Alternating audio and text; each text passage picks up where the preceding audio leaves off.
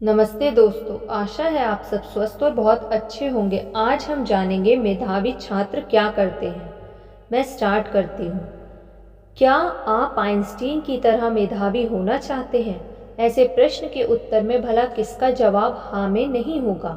निश्चित रूप से हाँ कहने वालों में आप भी शामिल होंगे। इस बारे में आइंस्टीन की जीवनी से मैंने जो तथ्य निकाले हैं उन्हें मैं आपके सामने बताती हूँ। यदि चाहे तो आप भी इन पर अमल करके अपनी मेधा का विकास कर सकते हैं। ये उपाय हैं। यदि रोज संभव ना हो तो कभी कभी एकाग्रता का अभ्यास करें। ऐसी किताबें ज़रूर पढ़ें जो आपके चिंतन को उद्वेलित करें और आपकी आत्मा को प्रेरित करें। ये किताबें उत्साहवर्धक होनी चाहिए। कोई नई भाषा सीखें या नई चीज़ें याद करें। इससे भी दिमाग की कसरत होती है। गुमसुम रहना ठीक नहीं है। अधिक एकांत से भी बचना चाहिए। प्रयास करें कि मित्रों से बातचीत हो, खासकर पढ़ाई के बारे में। किसी भी विषय पर परिचर्चा हो। जब भी करने को कोई नया काम मिले तो उसे बिल्कुल ना टालें, उसे करें। और जहाँ तक कि यदि पुराने काम को नए तरीके से करने को कहा जाता है तो नया तरीका इस्तेमाल करें। यदि नया तरीका नहीं बताया जाता तो अपनी तरफ से नया तरीका ढूंढें। इससे दिमाग की क्षमता बढ़ती है। आखिर आइंस्टीन ने समय और प्रकाश के बारे में नए सिद्धांत ही तो दिए थे। निश्चित रूप से नयापन हमारे दिमाग को तेज बनाने में बहुत मदद करता है। इसलिए आइंस्टीन की तरह आप भी कुछ नया करने के लिए आगे आते रहें। घूमने के लिए पुरानी ही जगह पर बार बार ना जाकर नई नई जगहों पर जाएं। अपनी आदतों रुचियों को बदलें। पुराने में ही जकड़े ना रहें, यानी कि नए नए शौक अपनाएं। एक ही तरीके का काम करने के बजाय अलग अलग तरह की गतिविधियों में संलग्न रहना चाहिए। इससे मस्तिष्क के हर भाग को सक्रिय रहने में मदद मिलती है। उदाहरण के लिए यदि आप दाएं हाथ से ब्रश करते हैं तो बाएं हाथ से भी कीजिए। इससे मस्तिष्क का दूसरा हिस्सा भी इस काम में लग सकेगा।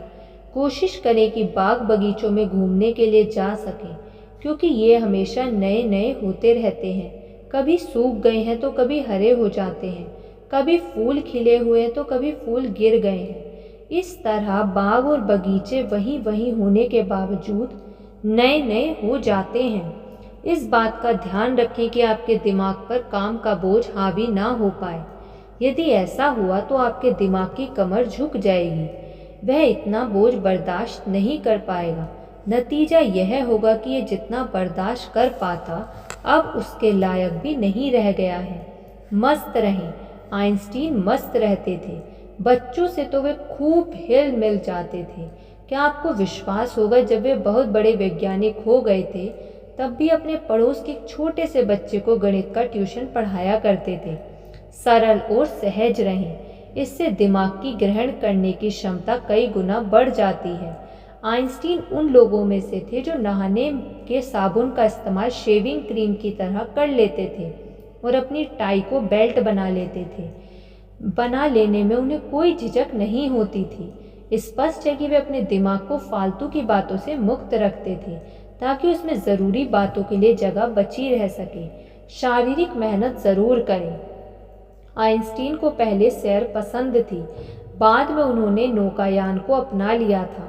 कुछ समय गीत संगीत को दें। आइंस्टीन गिटार बजाने के शौकीन थे। वह यह तकरीबन रोज ही करते थे। एक बात और कि आहार पर ध्यान दें। भोजन पौष्टिक हो लेकिन गरिष्ठ नहीं।